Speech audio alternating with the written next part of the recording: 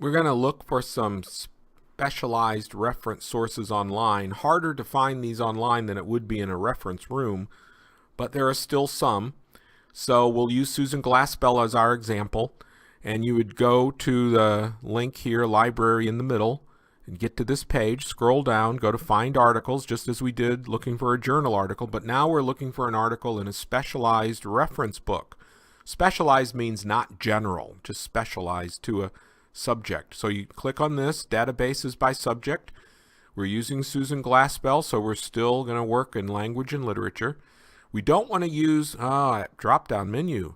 We don't want to use this first one that we use to find the journal article, because this database is going to just point us to articles. That's why, this consortium of schools that Howard Payne is in, they have a lot of databases. That's good, but you've got to take the time to read through these.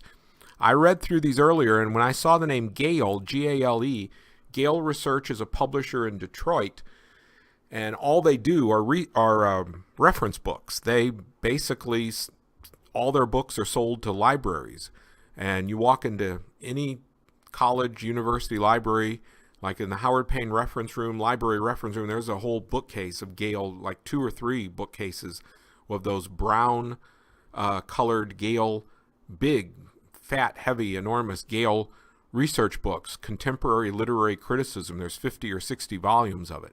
What Gale, and so let me show you this database, the Artemis Literary Sources, this one, Contemporary Authors, the one right below it, Contemporary Authors, Contemporary Literary Criticism. Those 3 all draw their materials from the Gale research databases. And so you're going to find reference material there.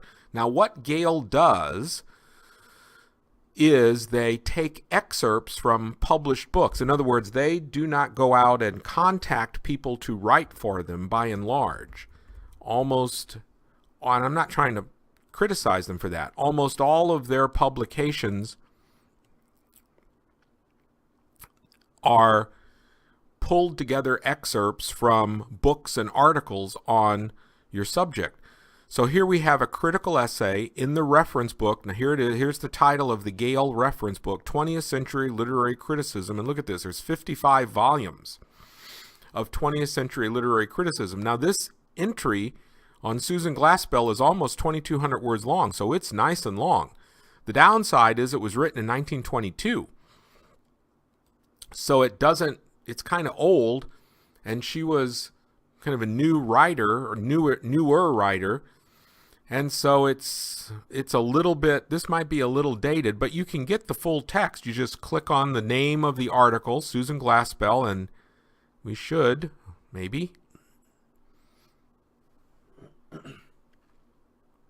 get the full text. It'll read it to you if you want it to. And there's your bibliographic entry, but it is kind of old. On the other hand, there's 140 some entries here. So in the whole Gale database, you can go over here and you can just limit it to entries that are totally about Susan Glaspell. These are entries in which she's mentioned, these bottom 2 categories. And you can even limit it to just critical essays. So all of these would be reference books. The Gale publication would be a reference book. This is the Gale title, 20th Century Literary Criticism. So is this. This is the Gale title, Reference Guide to American Literature. Guides are usually briefer in terms of their entries, 414 words. You get more results this way. Let me back out of this and show you another publisher, not Gale Research, and there's nothing wrong with Gale Research, but there's another publisher. Where is it? Right here. Literary Reference Center draws upon the database of a publisher called Salem Press. The first thing, that they're located, I believe, in Pasadena, California, unless they've moved.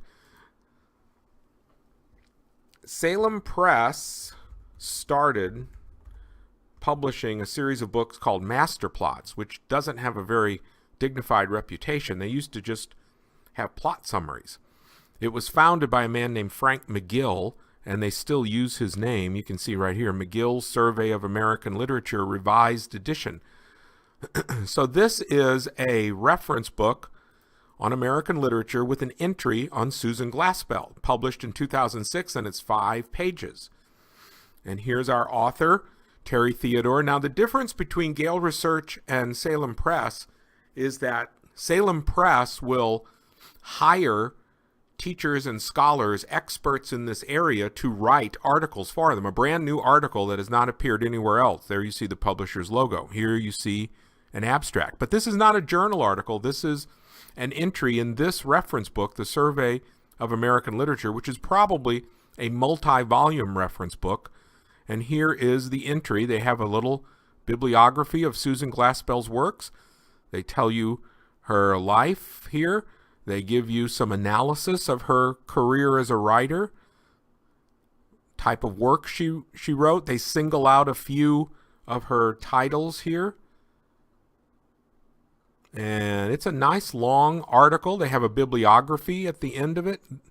They don't, I don't think, give you, yeah, you can get your, right over here, you can get your your bibliographic citation right over there.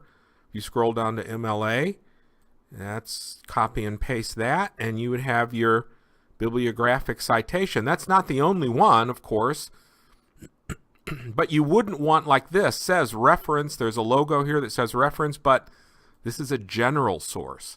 The Columbia Encyclopedia tries to cover all of knowledge. As I was saying in that last audio, look how short, see, that's like 60 words. That's not nearly as in-depth as what we were seeing in that previous example on Susan Glaspell in the American Literature reference series. So be careful. You don't want a general reference source. You don't want to review. Here we have, this Encyclopedia of World Authors. This is a 2-page entry. This is another McGill Salem Press title. That would be fine. Reviews you don't want, and you would just page through this. So there are some sources here online, mostly from Gale Research and Salem Press, but those are 2 publishers that publish almost nothing but reference sources for college and university libraries. You can also find good reference sources in the reference room.